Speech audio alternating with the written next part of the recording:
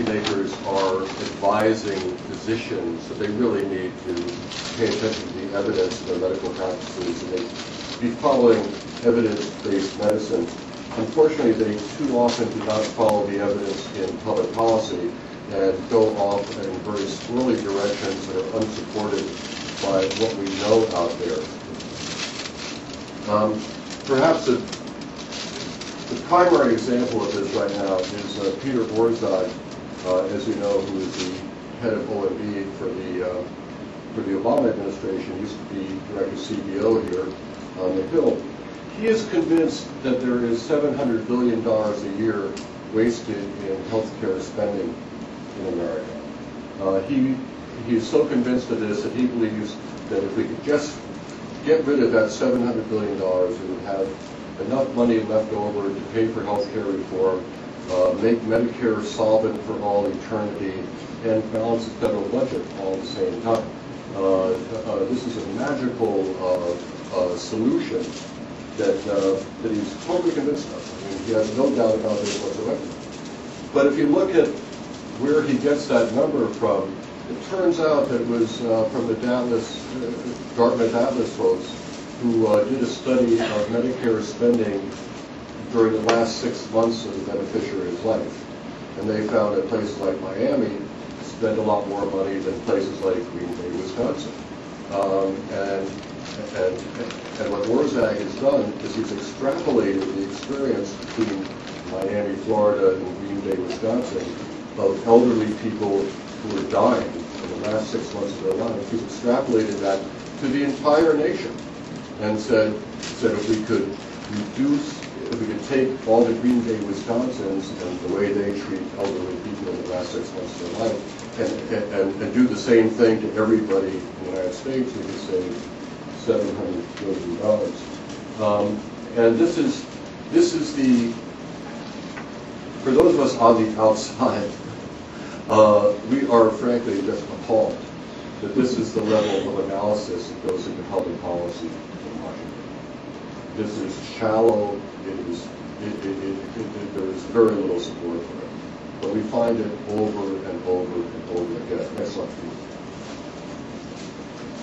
Now, with this little factoid in mind, there are a bunch of things that the administration wants to do. The first, several of these they've already enacted in the law. Mandatory health information technology, as you know, part of the stimulus package, appropriated $20 billion to wire up all of the providers and all of the patients in America so we can keep tabs on what they're doing.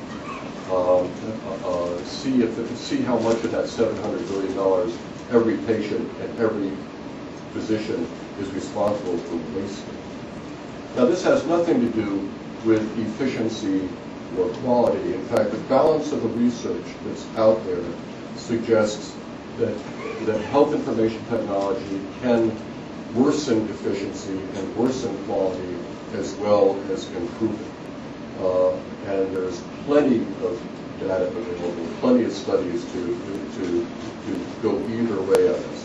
They relied on a single Rand Corporation study, 4 pages long, that cherry-picked all the positive information about health information technology and completely ignored all the contrary information. Once again, if this is how public policy is formed in Washington, the country is in very big trouble. Now, the next thing is comparative effectiveness research, and about $2 billion has already been enacted to do that.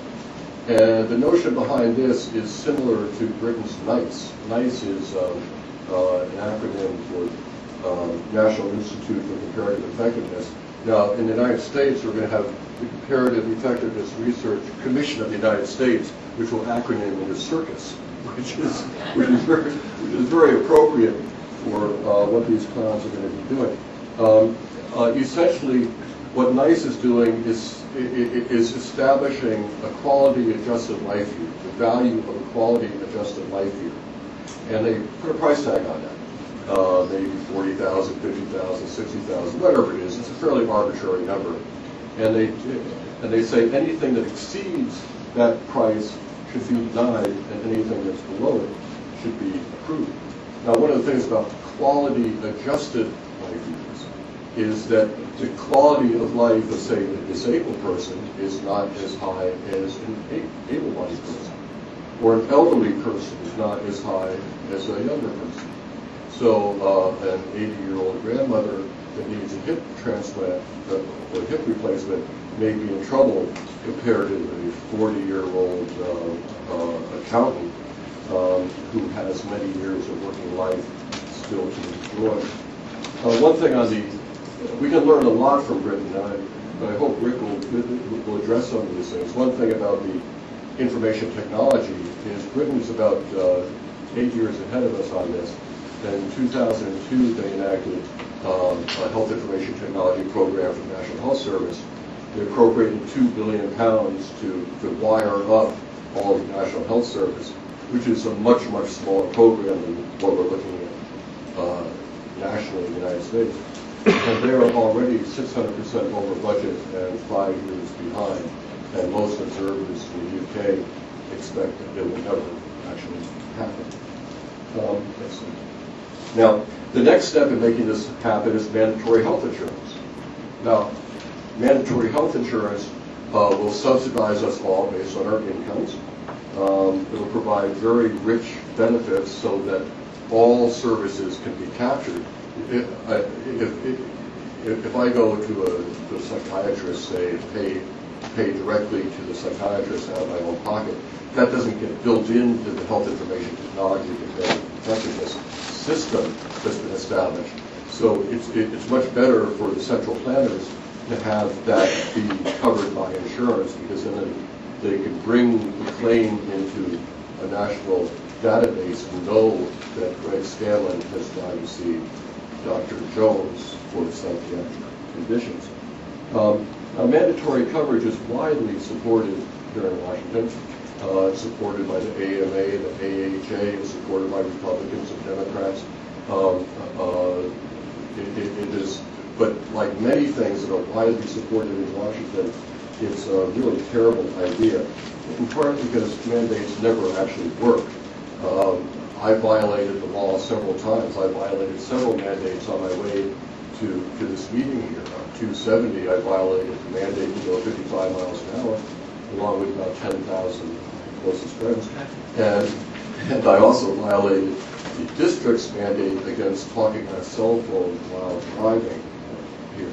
Now, the fact is, the governments simply cannot just wave a magic wand and get everyone to comply with their wishes. They tried to do this once before with the Medicare Catastrophic Program in 1988. Again, widely supported, Republicans and Democrats and ARC and the AMA, signed into law by President Reagan, the greatest free market president of our lifetimes. And it was all just, well, it required Medicare beneficiaries to purchase a supplemental catastrophic coverage because, frankly, Medicare benefits on their own are not very good. And they figured this would solve a lot of Medicare problems. And this was all just peachy until the old folks found out that they were going to be required by Washington to purchase coverage they didn't think they needed. And there was a famous scene in Chicago when a bunch of old folks were chasing Dan Rostenkowski, powerful chairman of the Powerful Ways and Means Committee, down the streets of Chicago. And when he tried to escape, they were beating on his canes, beating on his car with their canes.